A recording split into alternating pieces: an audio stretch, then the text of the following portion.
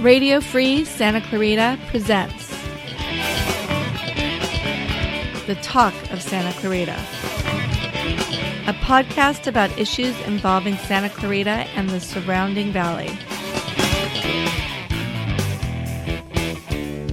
Episode 147, Democratic candidate for the California Assembly's 38th District, Annie Cho.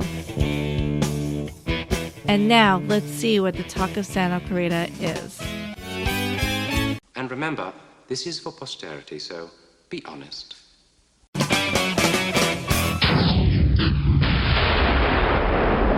Annie Cho, welcome to the Talk of Santa Clarita. How are you today? I'm doing great. Thank you very much for having me. You said you're getting over a little bit of laryngitis. Is that from campaigning so much, knocking on doors, and? Yeah, just talking to people and calling people. And yesterday afternoon, I actually lost my voice completely. Did you sign to people when do that thing? Yeah, I try, and then they think I'm just being funny. Yeah. And then they realize, oh, that woman can't talk. Well, I'm glad you got your voice back. Thank you. Just in time for you. Yeah, well, I don't know how to sign anyway, and for the audio version of the podcast, it just wouldn't work. So, let's talk a little bit about, first off, where you live in Porter Ranch, is that correct? Yes. Okay. Mm-hmm. And I was reading your bio, and I was really interested in the fact that you're an immigrant from South Korea. Yes. How old were you when you came to the immigrant? I was 11 years old in the 5th grade. Did you speak English at all, or no? I did not. And you have no accent at all. Yeah, I came at an early age. Yeah. And so I was able to speak English without any accent, and I conversely speak Korean without any accent. Really? Yeah. How do you say in Korean, the pig lays on the middle of the road? Oh my goodness, that's a tough one, even in English. Well, anybody can say, where's the bathroom? But can you say the pig lays on the middle of the road? Yes. How do you say it? 돼지가 길 가운데 누워 있습니다. Well, that's exactly right. Correct. Thank you. So you were 11 when you came over here. Was learning English difficult? Because I'm told that Japanese and English are the two hardest languages to learn. Mm-hmm. Was it difficult for you, or? It was difficult, but at that time there was no bilingual education or any other student in my class who did not speak English, and so I was the only one. Yeah. And in fact, my 3 brothers and I were the only ones in the whole school who did not speak English. And so I remember having a peer tutor, and we sat in the back of the room, and I remember Mark and Janet. Those were kindergarten books, and just repetition. Mark and Janet, they were the ones that had Spot the dog, or Socks the dog. Yeah. Socks the dog, that's right. My first dog was named after that dog. And so you just had to learn it by yourselves in the classroom? Yeah, and I think what happens is, as children, we don't really have a barrier or hesitation. We just pick up as we go. Yeah. And we came here in February, and by June, when school let out, we were already conversing. And when we returned to school in September, we were like the rest of the kids. I'm told that the best way to learn a language is to like watching movies or TV. Did you learn a lot from just watching TV or movies or anything like that, or was it just more studying in school? I think more just interacting with children. Back then, this is in the 70s. Yeah. And we didn't really have 24-hour programming. There was no cable. Well, Saturday morning cartoons. Yes, we had a black and white TV. Oh, okay. And, so we watch TV whenever we could. Right.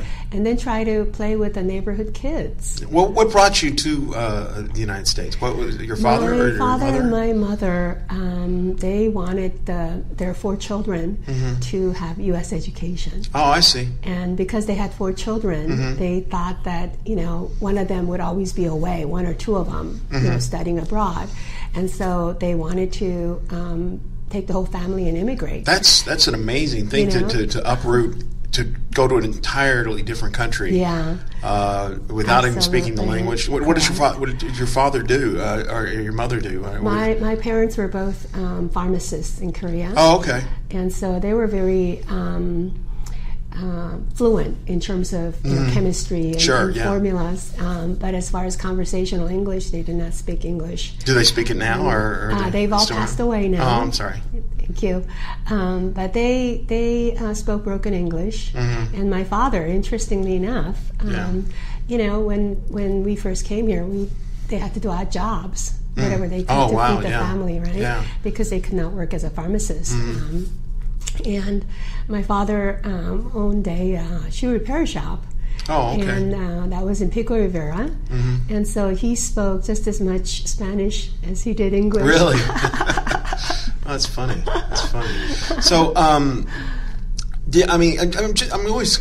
Was it much of a culture shock to come to the United States at the age of 11? Was it? I mean, it's my understanding, at least, South Korea booms economy-wise. That it's like Hong Kong in the sense that it's very, capitalistic. They think in terms of in the same way the American economy and American philosophies are about things.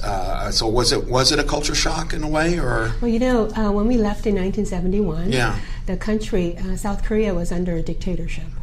And was it? Yes. Okay, see, I don't know myself. All I know is MASH. Yeah. MASH and Samsung phones these days, and BTS and, K-pop and whatnot. But back in those days, it was under a dictatorship. It's amazing how much South Korea has transformed in the last, 50 years or so. But at that time, Korean War was not that long ago. Sure. And the country was extremely poor and under a dictatorship. And so I remember my father telling my three brothers and me, don't have any opinions about the government. Because you'll just get killed or you'll disappear, and Mommy and Daddy can't find you. And so, but I was very young to understand what that all meant. And when we came to the U.S., we were in the Vietnam War, right? And I remember watching Walter Cronkite on the black and white TV, and he would talk about the war, and we would see images of our boys coming home in body bags. And then, the next scene undoubtedly will be people protesting, right? Anti-war protesters. And so one day I asked my Dad, those people are protesting against the government. They're nobody's shooting at them. Right. And I remember my dad said to us, that's why we came here. Because we want you to know what it is like to have freedom and to be able to do whatever you want to do. Right? And so, I was young at that time. And I did not realize the full extent of what he was saying, but I think over the years, as I got older, I think I just carried it in my heart. I think it's great because I think a lot of people. Even myself, when growing up, I took it for granted, and until I started getting involved with Amnesty International and kind of starting seeing what happens with other governments and people who speak out, and really, I started to really appreciate it, and now I try never to forget that I can speak out. So now South Korea has a direct vote system, and it's a democracy, and people get to elect their own president. And as I started campaigning for the assembly race, I would encourage people, make sure you vote. Make sure you vote on March 3rd or by March 3rd. Because there are places in the world where there's bloodshed. Do you get back there much? Do you go back there at all, or do you have relatives back there? Most of our relatives are here, or they passed away. And last time I was there was maybe 15, 16 years ago. So it's been a while. Do you? And I just had to ask. I don't expect. It's sort of like, you're from Lowell. Do you know Bob? But in the certain sense of. Do you have relatives in North Korea, or do you have any experiences like seeing any part of North Korea? I'm so intrigued with North Korea. No, I've never been. I've never been to North Korea. Unfortunately, both my mom and my dad's side of the family are not from North Korea. And so we have not personally experienced family separation. And that is a major issue for a lot of the families in South Korea because now they're getting so old and they can go to the 38th parallel and look over the river and see their motherland, but they cannot go there. They have no idea what's happened to their family that was left behind. And so, Korea is the only place in the world where people experience that division. Yeah, it's tragic. It's very sad. Yeah. Yes. Now, did you grow up? Did you grow up in Porter Ranch, or no? I didn't. Where did you grow up at? I grew up in Monterey Park. Okay. By the 60 freeway. Okay. And back then, Monterey Park was still predominantly Anglo, and there were some pockets of third, fourth generation Japanese Americans. Yeah. And so Monterey Park, as we know it today, was not. Did you get? I mean, being Korean and Asian, obviously, right after as the Vietnam War is at its height, did you experience much racism in Los Angeles, in Monterey Park, at all? I mean, any bigotry or anything like that? Not at that time. Yeah. But in the 80s, we had Yellow Pearl. And Vincent Chen from Michigan, who was beaten to death for being Asian, because at that time we as a country were importing Japanese cars, and many people thought that Asians were going to take away jobs and whatnot. And so there was that case, and I think many people in Monterey Park, at least in the area where I grew up, it wasn't so much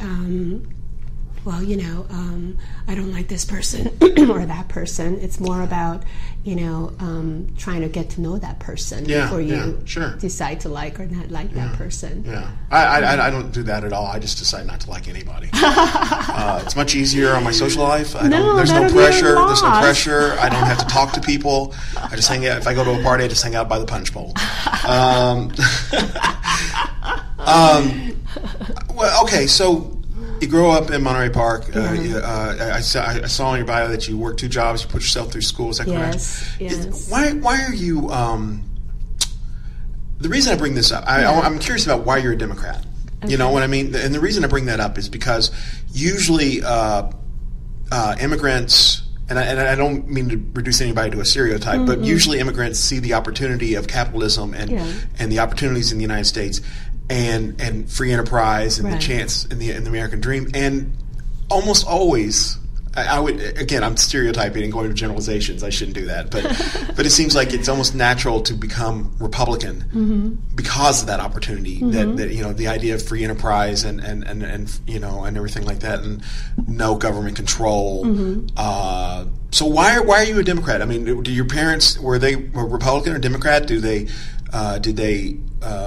they influence your beliefs as far as I mean, what? Tell me why you're a Democrat. I became a Democrat in 1978. Okay, so you were a Republican beforehand? No. I registered as a Democrat. Oh, I've been a lifelong Democrat. All right. And I just mentioned that we left a country that was under a dictatorship, right? And democracy just has a special meaning in my heart. Right, sure. And so the word Democrat is quite close to democracy, and Democrats, we believe in strong economy, we believe in equal opportunity, and we believe in participating in as many opportunities as possible, right? And so it isn't that I don't believe that Democrats are, not for excellence, in the business world or in the whatnot. Well, I mean, it's a mischaracterization of the Democratic Party, I think, in general. But I mean, it is.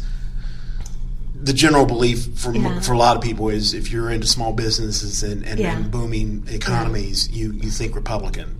Particularly again, I think I've interviewed a couple of people that were immigrants and that have come to this country and done some pretty amazing things. Right. Almost always, even if they're Democrats now, they almost always registered Republican when they initially registered. So, well, fortunately for me, I've registered as a Democrat, and I just stayed that way. It's something that... Did you ever think about being a Republican?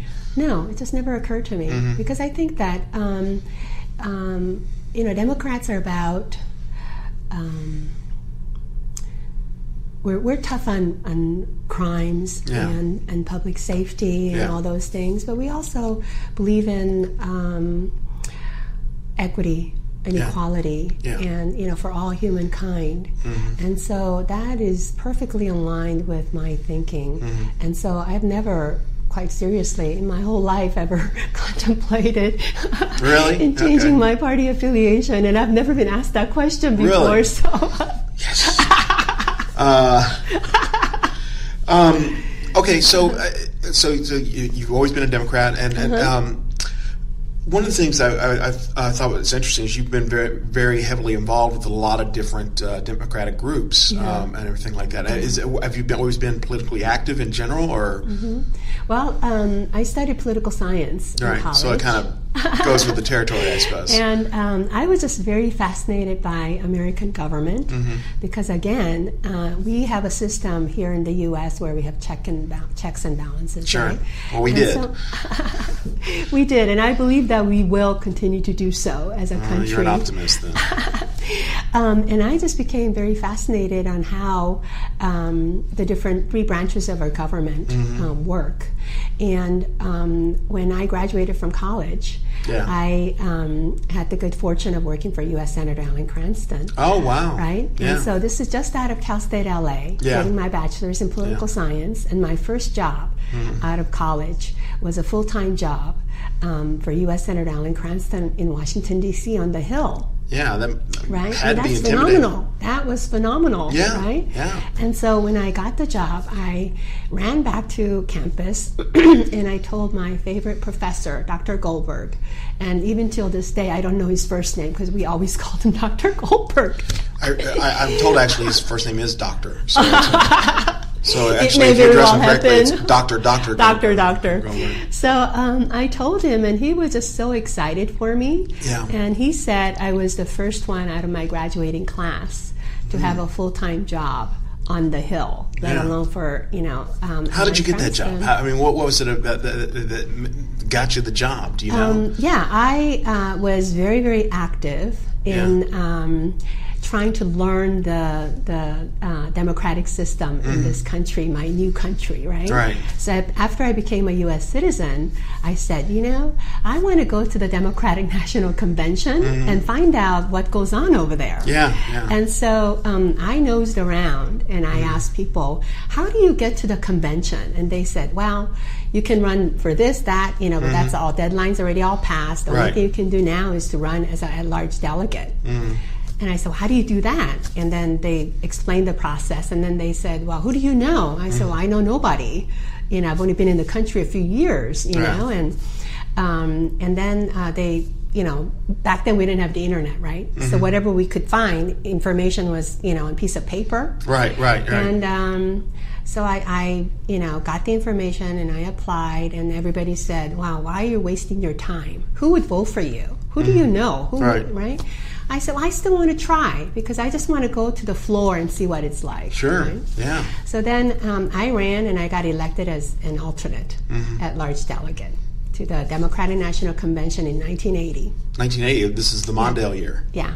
This is Carter and Carter Mondale, excuse me. So I was a Carter. I was a Carter delegate. Okay. And so and I said, you know what? Even as an alternate, I can still go on the floor, and that's all I wanted. Yeah. And so I experienced that, and oh my gosh, Stephen, amazing. I met so many people there, yeah. and that's where I learned, that Alan Cranston was hiring people. Oh, okay. So that's how it got started. I need to go to the convention and pass out my resume. Is what correct. You're telling me. Okay. Correct. Good to know. Forget Twitter and forget Instagram. Just go. Okay. Is that where you met Carter? Because I saw the picture of you. I believe it's on your website where you're with Jimmy Carter. Is that where you? That was in 1992 or 1993. How did you meet him? He came at that time. Los Angeles had just experienced the riots, and I was working at Rebuild LA, and Mr. Carter happened to come to because he was very active with Habitat for Humanity, and he wanted to come and speak to us, and after he spoke, I raised my hand and I said, "Mr. Carter, you don't know me, but I voted for you." He thought that was so hilarious. Yeah. What? He strikes me as a very genuine person, and one of the weirdest. I have a friend, an old friend of mine, who's a Republican, hardcore conservative, and one of the things. He's always said that nobody becomes president, no matter who they are, without some level of corruption to them. Right. There has to, because nobody can obtain that kind of power without being corrupted on some level. And sadly, I'm cynical enough to believe that. But he did turn around and say, "But the most honest president that we probably have ever had is Jimmy Carter." Yeah. That was probably his downfall too, is what he seems to think. I think his legacy is going to prove in the long term as a great president. It's just many people at that time, and even now in some corners of the country, still call him the peanut farmer. Not the president. And even at this stage in life, he continues to volunteer. Yeah, I was going to say that. I think it says a lot about what the president is as a person, based on what they do afterwards. You know what I mean? And here he is, 90-something years old, and he's still building houses for the homeless. Yes. And then you look at some of the other past presidents and what they've done. And it's very telling about him as a person. Yeah, so it was a pleasure meeting him, and I am honored to have voted for him. Well, let's talk a little bit about presidents, because I think, I want to give you a little bit of a litmus test as far as being a Democrat. Yes. And considering we have so many candidates across the spectrum, have you picked a candidate for president yet? Do you know who? Not yet. Do is somebody you're leaning toward, or do you want to say? I have been so focused, on the assembly race, because this is a 100-day race. Yeah. I've not really had the time to read up on them or to find out what their platforms are. Right. Find out. I am just so I don't have enough time in the day to handle my own campaign, and so I've not really had time. Well, let's talk about your candidacy. Okay. While you're here, the first thing is, you talk about it being a 100-day campaign, and it really is kind of a situation where everybody thought Christy Smith was going to sail through to another re-election. Yes. So, it was kind of a surprise to everybody as far as needing a candidate to run for the position. Were you recruited? What made you decide to run? Tell me where that came from. Sure. So it was end of October last year, just a few months ago.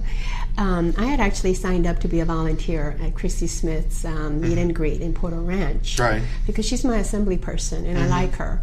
And so, there's going to be an event. I said, I'm going to volunteer. And just literally a few days later, news broke that, with Katie and Christy's running for Congress. And so we're like, what is happening? We needed to absorb the news first. And then first week of November, people, my neighbors and friends, were telling me to run for Assembly because it's an open seat. And I said, wow, the election is going to be just literally, a couple months away. And I said, no, you just leave me alone. I am very happy, having gone back to my day job and whatnot. But they kept on saying, no, you're a very good fit for the district. And so I said, okay, let me just test the waters and see. And I went to Conejo Valley Women's Political Committee meeting. And I just went there just to say hello. And as you know, our assembly district is part Ventura County, part LA County, and part City of LA. And so I just happened to go there, and surprisingly, I was just very, very well received. And so people, were inviting me to come to their club to introduce myself. And I said, well, I'm not a candidate yet. And they said, it doesn't matter. We want you to come. Right. So that's how it started. And so first week I said, let me just find out if this is something that I want to do. Right. And then the second week I said, I think I'm going to run. Okay. And then third week I said, yeah, I am running. Okay. So this is what happened. Had you ever thought about running for an assembly seat before? No. No? So literally you decided to do it, and you've had 100 days to make it to the primary and everything. You know, it's crazy as it's even crazier in reality. But you know what I believe is that I'm a member of the sandwich generation. What is that? That again, written on your bio. I have never heard that term before. Okay. What is the sandwich generation? Sandwich generation is when we've raised our children, so childcare is done, and then we've taken care of our elders, so elder care is done, right? Because our parents are living longer and longer, but they're not in the best of health in later years, and so someone has to help care for them. And in my case, my parents and my in-laws have all passed away, so I'm pretty much done with child and elder care. Right? I see. So that's that's what keeps us in the middle of the two generations, right? And that's why it's called the sandwich generation, because we're sandwiched in between the children's generation and our parents' generation. Does it make sense? I don't like it. Okay, so you're part of the sandwich generation. It's a good time to run, basically, for you, as far as... and I have life experience, you know, and I, as a small business owner, I survived 2008, global financial crisis, and I know what it's like for business people to run a business and to contribute to... What was your business?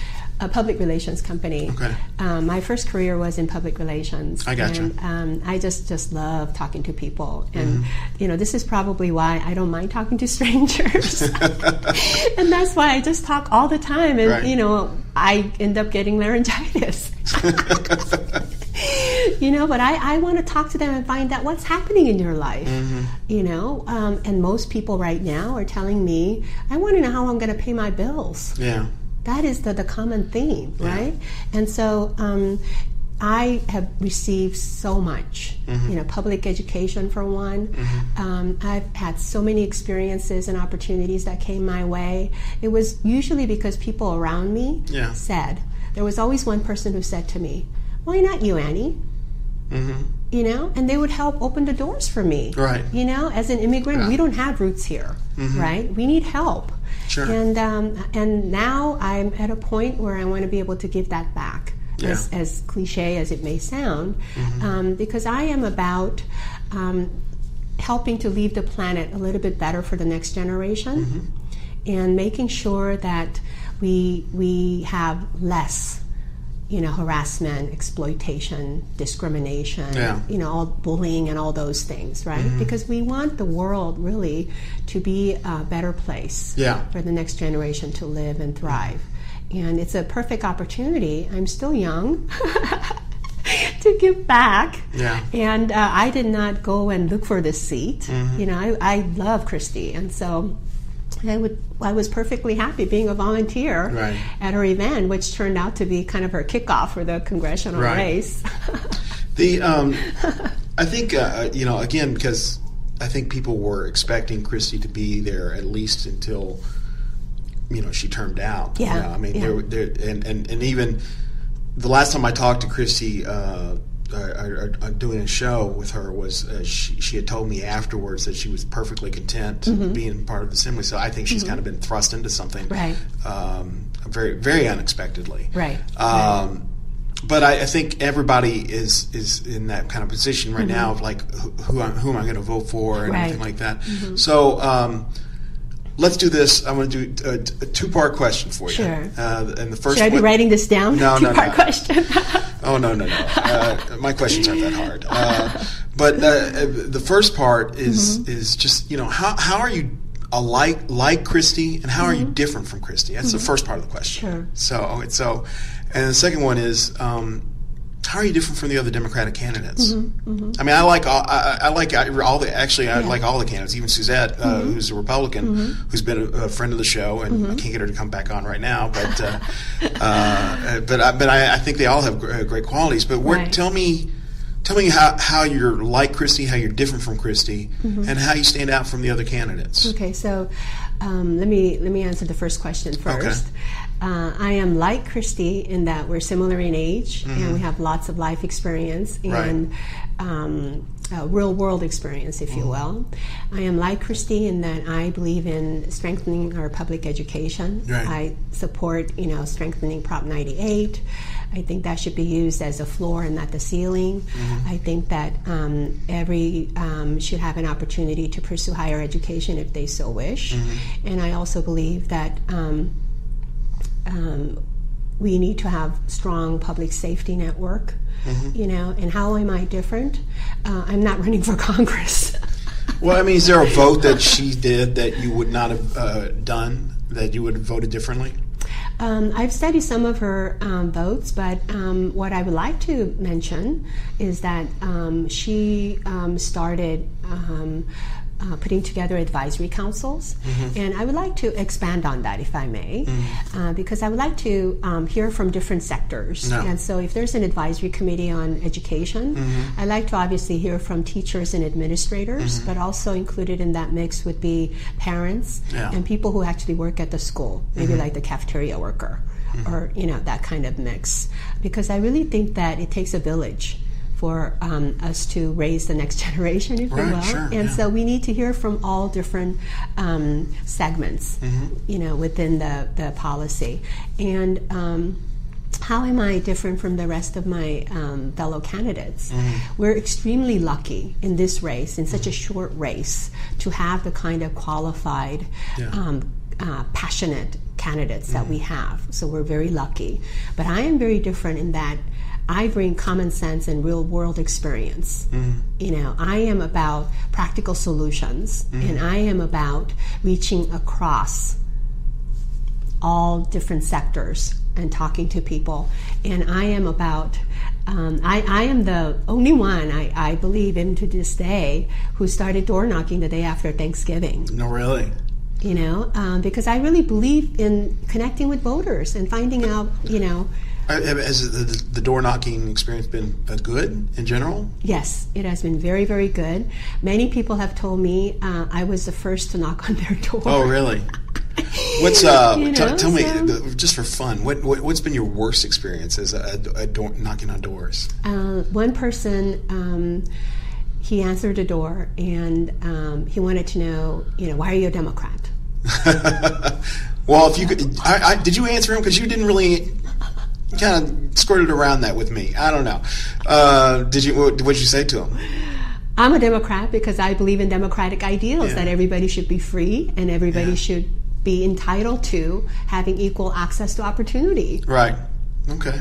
That's what it is. It is not some scientific formula. We're all seeking the same thing as people, as humans, right? We want equality, we want equity, and we want to make sure that everyone has equal access. Yeah. Right? It's as simple as that. Yeah. But I must add, 99.9% of the time, everyone is, at least the ones that actually open the door. Because, with Ring doorbell, people just say, well, leave it there, I'll look at it later. Yeah. But when they do open the door, we actually engage. Have you had anybody actually just say, go away?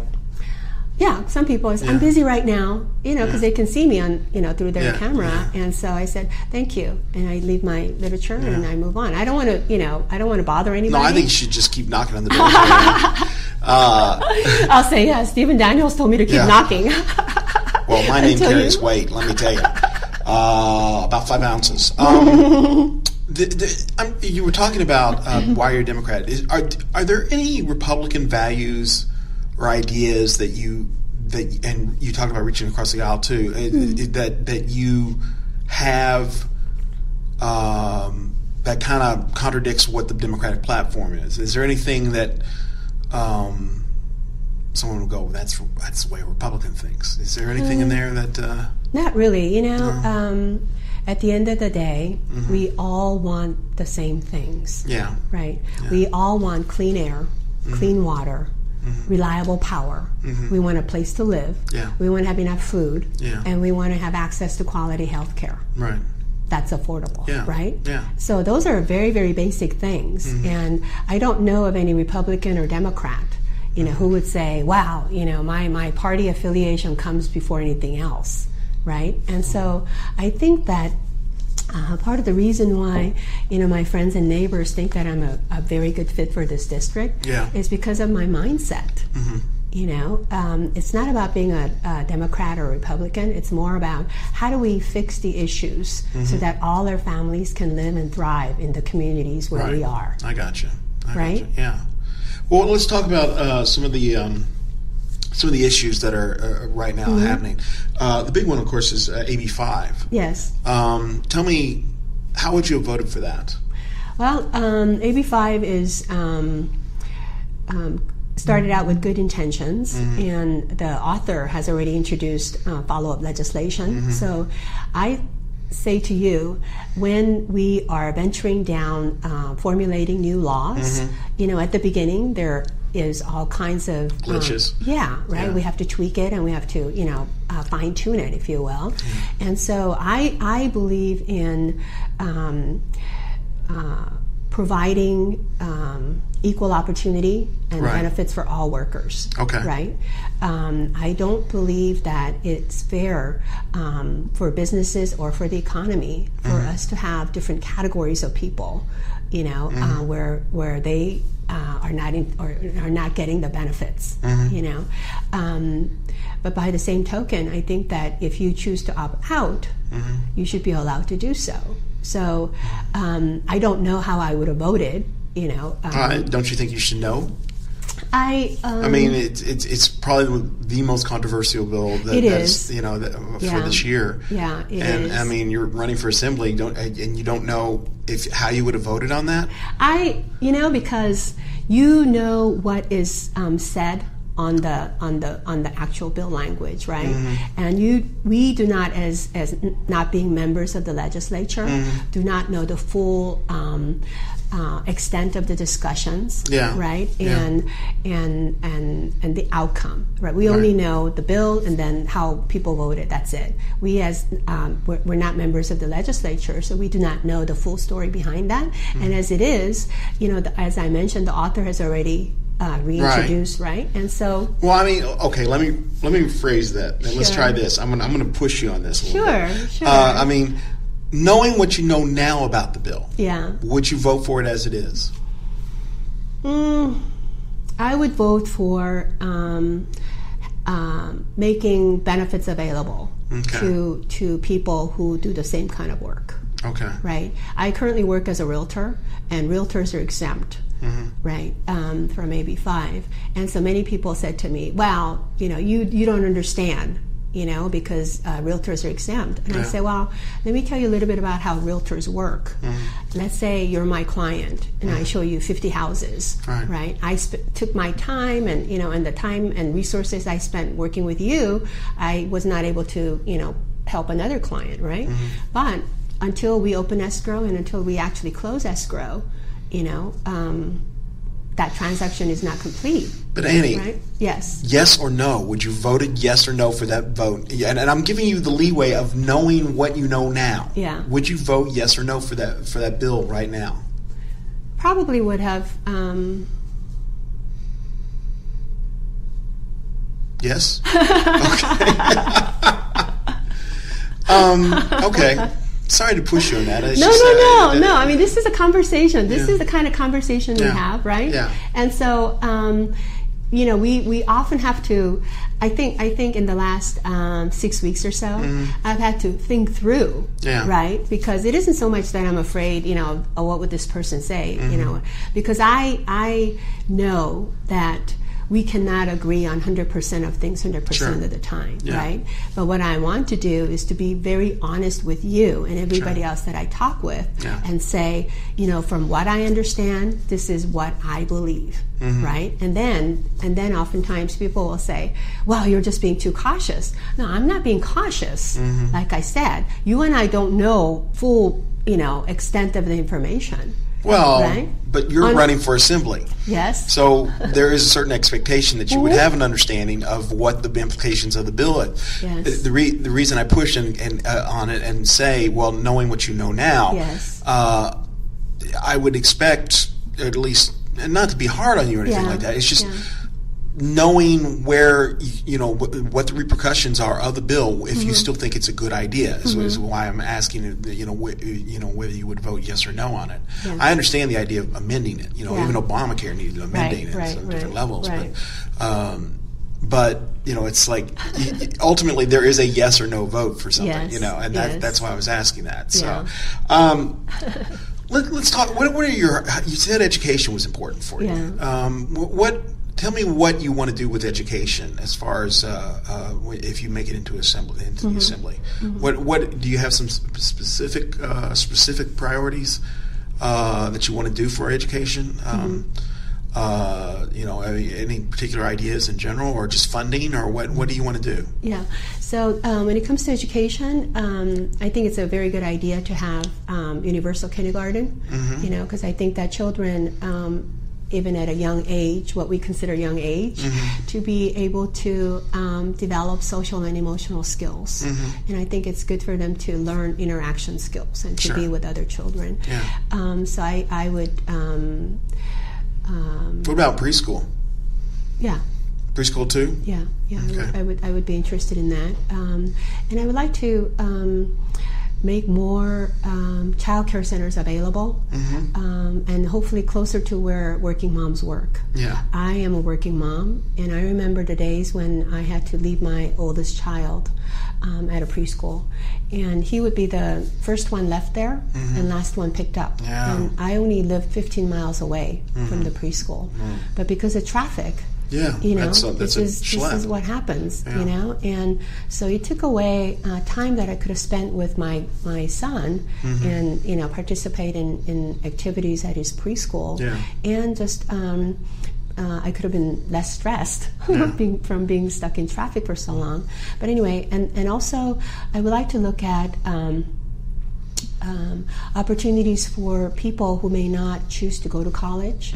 I think our young people need to know, where their talent and their passions are, right? And for some people, it's not always, going to college and picking up a degree. You're talking about more vocational kind of 2-year programs. Or, whatnot, right? Yeah. Because I think that once you know your talent and your passion, you could actually enjoy having a career in whatever it is that you want to pursue. Yeah. And that will actually make you enjoy work and become a member of our middle class, right?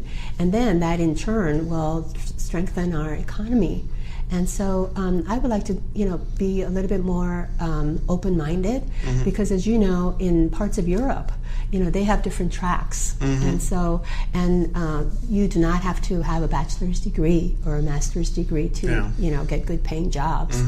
And so that's what I would like to study. Okay.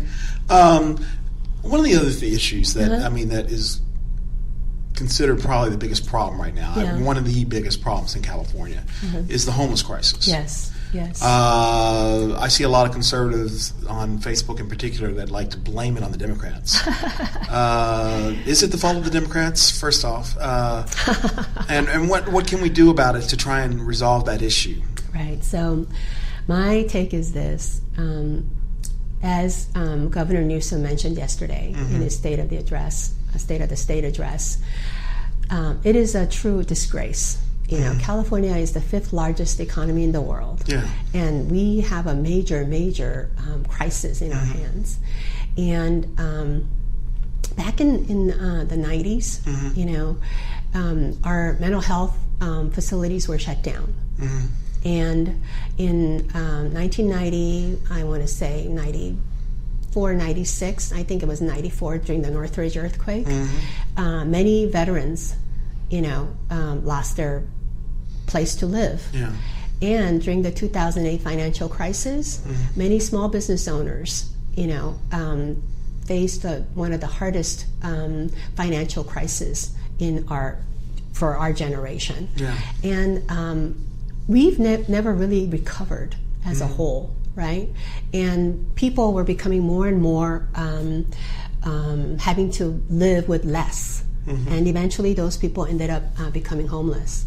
And we have a situation where people who need mental health care services and addiction treatments are not getting the help that they need. Okay, so you're talking about spending more money on mental health services in general and services for the homeless.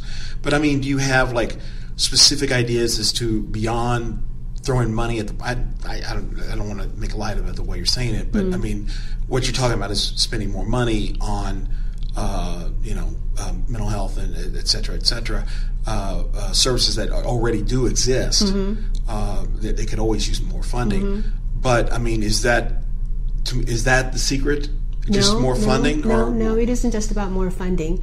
Last week, Los Angeles County Board of Supervisors decided to launch an investigation into LAHSA, Los Angeles Housing Services Authority, because they want to know what is happening. Why is it that we're having to return some of the federal funds back to the federal government? Yeah, right?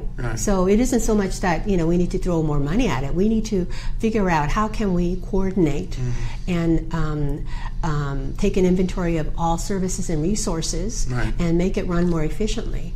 Right? And so, this is something that County Board of Supervisors has already decided to look into, last week. And so I believe that we need to apply triage to getting women with children off the streets, right? Because oftentimes they start out they're fleeing from domestic violence, and they start living out of their cars, and then they lose their car, and then right? And in City of Los Angeles, we have a Safe Park program, and where people they apply, and then they're vetted, and then they can if you're living out of your car, you can park overnight, and so on and so forth. So, I think that we need to be more open-minded and figure out what models work and where, and how does it work, and how does that fit into our neighborhoods, and how does that work in our community, and how can we make it work?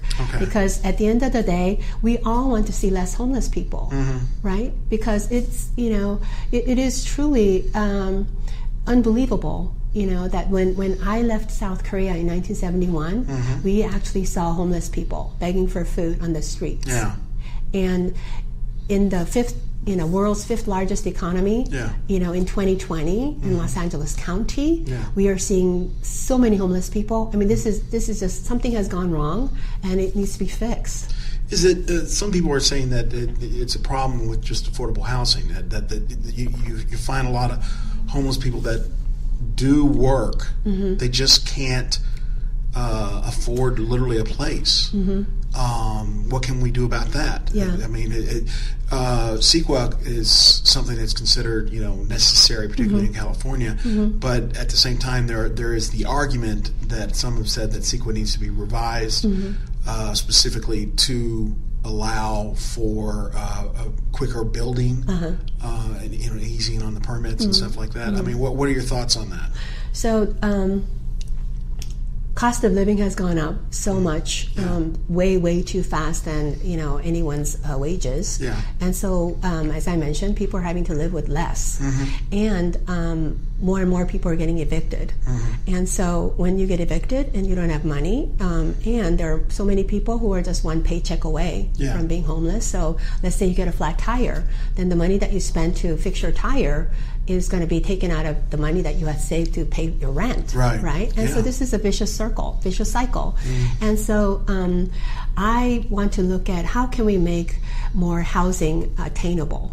The word affordable to me is left to interpretation, and so we need to look at tiny homes, if you will. And we need to look at what makes more sense, right? Nobody needs to live in a 3,000 square feet house, for as a first-time buyer, right? And how can we make mortgage loans more accessible, for the rank and file, your teachers, your firefighters, your veterans, your podcasters. Yes. And to find out, because when we provide the foundation for people to get on the road to living in middle class, we actually strengthen our economy. That's what I believe. And we really need to be more innovative. And on your question on CEQA, I believe that there's a question of accessory dwelling units, ADUs, right? And so it takes too long and it costs too much. And so I think the permitting process needs to be streamlined, and also, but we have to at the same time make sure that the inspections take place, so that people have electricity and water and sewage hookups and whatnot, and that they are living in a unit that's livable, habitable. So I think that's what's important, and I think also Section 8 vouchers is another one. In California, most counties stop getting Section 8 vouchers from HUD. So I would like to work with the Los Angeles County Congressional Delegation and go to HUD and appeal to them and get more Section 8 vouchers. And so some people have said, well, homeowners don't like taking Section 8 tenants. Well, part of the reason is that sometimes it takes 2 months for the inspection to be completed, right? And what landlord or homeowner can wait that long, And so while getting more Section 8 vouchers, I want to make sure that we have enough inspectors, to expedite. Right. So you have to all aspects of the process needs to work. Needs to be synchronized and work so that we all can see some results, positive results. Okay. Let me ask you a question. Do you think, what are your thoughts on Governor Newsom? Do you think he's doing a good job? I think so far he's doing a good job. Yesterday I noticed that he dedicated, almost his whole speech to dealing with the homeless issue, and I think that it's, he has, he's surrounded by, extremely qualified and talented pool of experts and professionals to help him. But I think that he probably took a calculated risk in talking about one issue, but I think that he really focused in on what really needs to happen, and we must resolve the homeless situation. Because it's not just in Santa Clarita or Porter Ranch or Simi Valley. It's everywhere. Well, Los Angeles is insane as far as the situation. With 60,000 homeless people in LA County alone. I mean, that's just not acceptable. Another thing that a lot of people have issues, or some people have issues with Democrats having the majority in the Assembly and the state Senate, is that the belief that California government seems to feel that the best way to solve any problem is to throw a tax at us. Do you think we're taxed too much, or do you think we need to raise more revenue and do more taxes? I know that's a dangerous thing to say to answer that question, but obviously when you talk about programs like for the homeless or whatever, there's got to be funding for it. If you talk about universal preschool and stuff like that, that needs funding. That being said, we do pay a lot in taxes. So I'm just curious what you think about the concept of taxation itself as revenue, or where are you going to find money for some of these programs that you would like to do? So I don't get up in the morning and try to figure out, how can I tax more myself or anybody else. I do. I don't believe anybody. Need a hobby. I don't believe anybody gets up in the morning to find out, which tax code can I change so that we can all pay more taxes, But Warren Buffett said, how is this possible that I pay less taxes than my secretary? Right? So there are some work that needs to be done in terms of tax codes, and there are some areas in which we need to seriously look at. How can we fix the system that's broken? But when it comes to homelessness, we as people have passed HHH and JJJ, right? Because we've already said, we understand, but we need to know where is transparency and accountability, right? Good governance is what I'm looking for, right? And so I understand things cost money, but I also understand as a business person, there has to be accountability. Yeah. Right? Money does not grow on trees. Sure. Right? And we have to be very good at efficiently and effectively running our programs. And so I was very delighted when County Board of Supervisors, wanted to look into, how those monies are spent and being allocated by LASA, right? And so that's what I'm looking for. Okay. Let's have a little fun. Okay. My kid, this is what we call rye time. His question for you. I showed him the picture of you with President Carter. Okay. So his question is... Was it scary to meet the president? What did you say to him? Yeah, so I had never been that close to a former president of the United States, and but he's a man that I had voted for when I was very young, and he's the one I remember his name and the year because I happened to be on the floor of the convention, and so I think as I was shaking his hand, I think my hand shook. Oh, really? So it was a little scary, a little intimidating. I mean, quite intimidating. I mean, how many times do we get to be that close to, the former president of the United States? Yeah. And he said, "What is your name?" And I said, "My name is Annie Cho, sir." And he said, "You don't have to call me sir." Really? And so we shook hands, and we got our picture taken, and he thanked me, for having voted for him. Yeah. And you just get a sense that he was bigger than life. Yeah. Why? Because he was so genuine human. Yeah. Right? Yeah. I mean, he was not up on a pedestal. He was not, I'm President Carter. Yeah. He was just so genuine. He was almost like a uncle next door. Yeah. Right? Yeah. And so I had a great, great experience. Yeah. It's funny though when you watch his interviews. I think the most recent one I saw was a while back on the Daily Show or whatever, but he still being a one-term president bugs him. It haunts him. It's that was 1980, and it's still it's 40 years ago, and it's still like haunting him, and bugging him and everything. And so you kind of want to go, let it go. But I think anyone who is fortunate enough to be elected as the president of the United States, leaves behind a legacy. And I think that each president will have their history told to the next generation. And I think, as you mentioned at the beginning of our conversation, his legacy will be quite interesting. Yeah. Because even the people who were making fun of him at the beginning, I think will realize. Jimmy Carter is a good person. Yeah, I think it's hard to contest that. That he had real, sincere desires to really help the American people. Now, he may not have been the most efficient, or he might not have handled things correctly. But I think if you study history a little bit about Carter, that a lot of there's a lot of stories about Ted Kennedy being a major problem for him. That obviously the Iran hostage situation was just a horrible situation for any president to be in, and so I mean he had some really rotten luck. In a lot of ways. I believe. I believe he was also.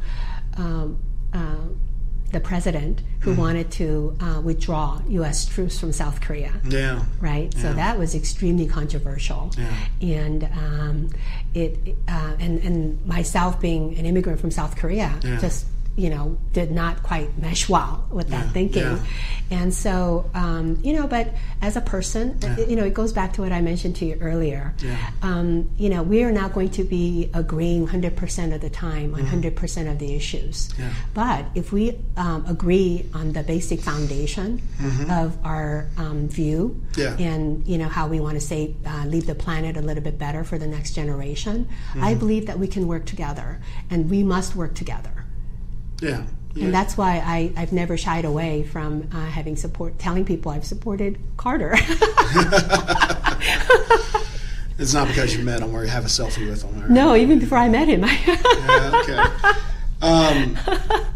Well, let's get into some more fun stuff. But so the first question is, although I have a feeling you're going to say, I just a vibe on you that. Oh, okay. But you answer my question. Star Trek or Star Wars?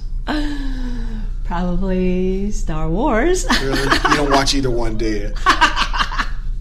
I only watch bits and pieces. Bits and pieces. Yeah, I've never, I've worked since I was 16 years old. Yeah. And I've never had the luxury of being able to sit down and indulge in a movie or a show. Really? Be it half hour or 2 hours. So you've never seen a Star Wars film? All the way through? No, not all Get the way. Out. But I've watched, bits and pieces of it. To at least know the characters. This is what happens when you, I worked 2 jobs to put myself through college, right? And true, it was more affordable at that time. Tuition was much, less. But you still have to go back and forth, 2 jobs, and classes and exams, and you just don't have that mental capacity to be able to treat yourself. Yeah. Like 2 hours of at the theater. I'm thinking, wait a minute, that's $6 for the movie ticket, and then another like $1 for popcorn, and then 2 hours of work that I could not work. When you add it all up, You're such a Debbie Downer. When you add it all up, it's money that I cannot afford. Yeah, but it's Star Wars. Star Wars or not, does Star Wars pay my bills? This is how poor I was. Okay. This is how, when we came here, we had nothing, but we came to live in, freedom. Yeah. Right? And that was a price worth paying. Do you have a favorite movie? My favorite, Terms of Endearment. Terms of Endearment? Yeah, okay. yeah. Favorite TV show?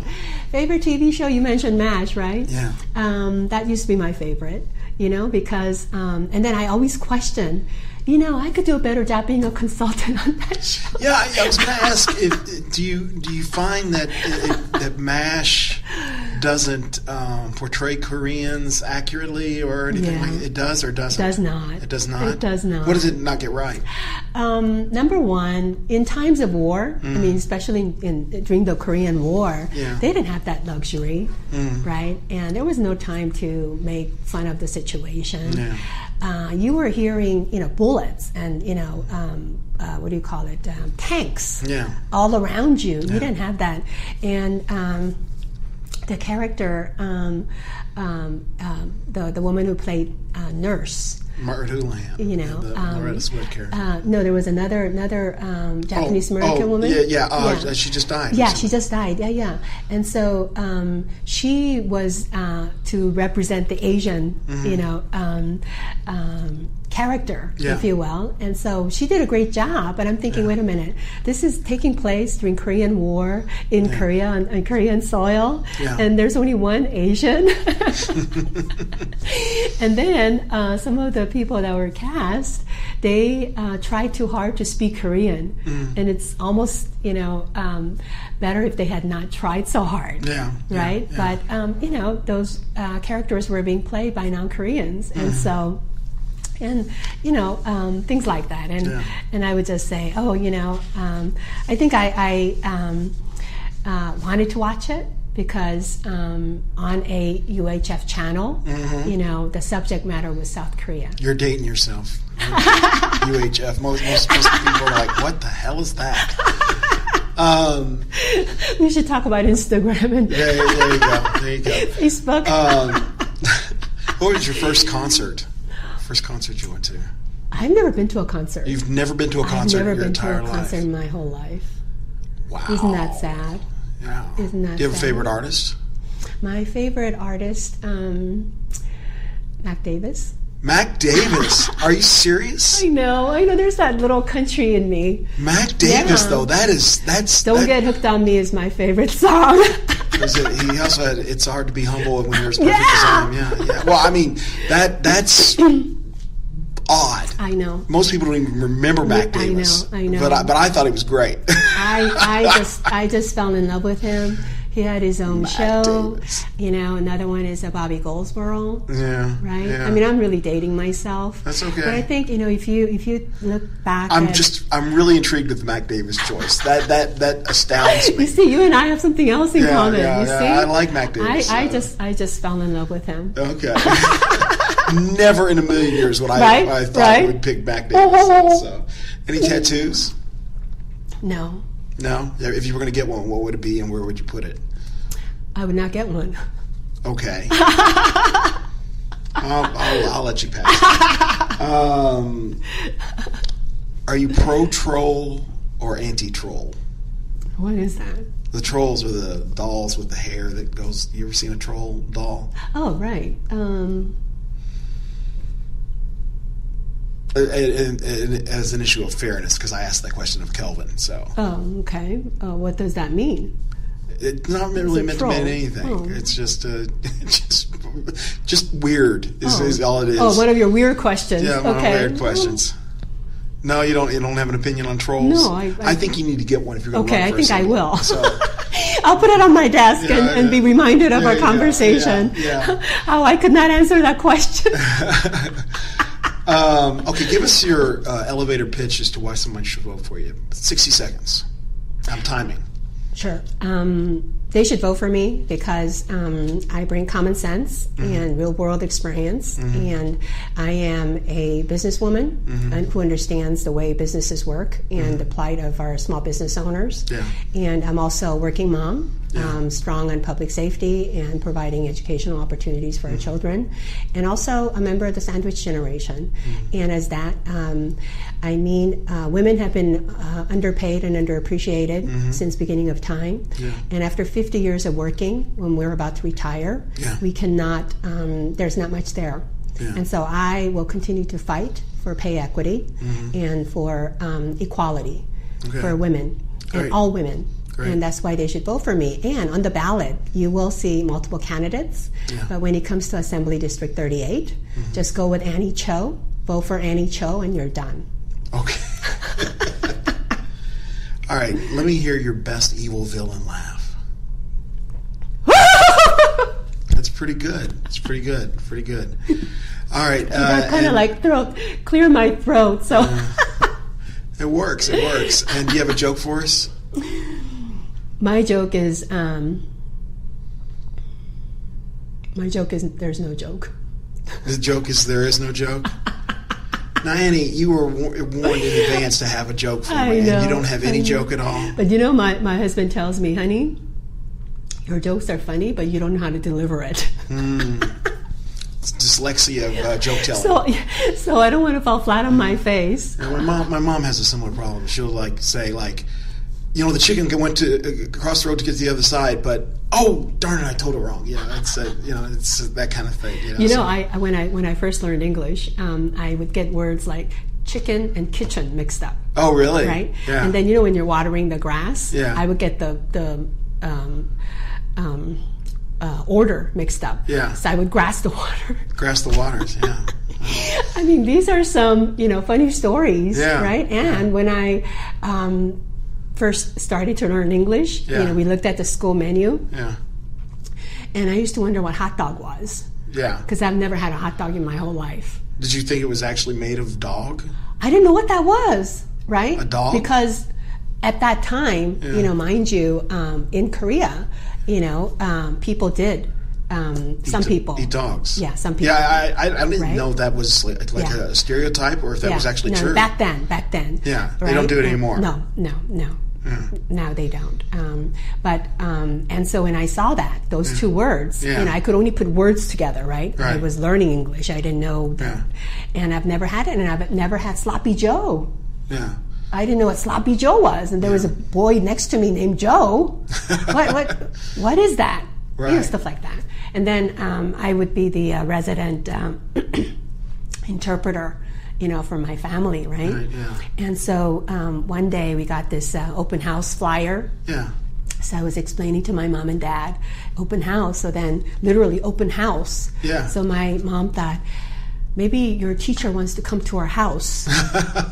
Right? I mean, these are foreign concepts to us, Right, sure. And so my mom suggested, why don't you go back and ask her, when she wants to come over, right? So sure. then I took the flyer and I, went back to my teacher the next day and I asked her, when would you like to come to our house? And she says, no, I'm not going over to your house. This is an open house for the families to come, onto the campus, right? So where can people find more information about you and your candidacy? Yeah, Annie Cho for Assembly.com. Annie Cho for Assembly.com. Yes, all my endorsements are on there. I have been extremely fortunate. I've been endorsed by the Santa Clarita Valley Signal. They chose me amongst all the Democratic candidates, and I just picked up the endorsement of Speaker Emeritus John Perez yesterday, and I have been endorsed by Senator Bob Hertzberg, Zev Yaroslavsky, Congresswoman Judy Chu, State Controller Betty E., and the list just goes on. Yeah. And then I have a whole bunch of local community leaders who have endorsed me, and I am just extremely, extremely fortunate to have the kind of support from community grassroots to elected officials, and that is what gives me the energy to forge ahead. Well, I wish you much luck in the election. Thank you. Will you come back and see us if you make it past the primary? Yes, when I do. Yes, when you do. Yes. I love that attitude. That's a great attitude. I'm taking March 4th off, mainly just to sleep. But I will call you on March 5th. All right, and we can sounds schedule great. another conversation. I look forward to it. So, Annie, thank you so much for Thank being you, on the Stephen. show. Good luck on the election. Thank you. And we hope you guys enjoyed the talk. You've been listening to The Talk of Santa Clarita. Listen to us on iTunes, SoundCloud.com, YouTube, and Stitcher. Barring a life event getting in the way, a new podcast is available every Tuesday. Questions, comments, and show ideas can be sent to thetalkofsantaclarita@gmail.com. You can also call or text us at 661-505-8672. That's 661-505-8672. Follow us on Twitter at The Talk of SC or on Facebook, Instagram, and YouTube at The Talk of Santa Clarita. You can also visit our website by going to www.thetalkofsantaclarita.com. This has been a production of Radio Free Santa Clarita Incorporated, a 501c3 nonprofit organization. To donate, go to radiofreesantaclarita.org/donate. Radio Free Santa Clarita, on the net and on the air, and we're very much aware. Any questions?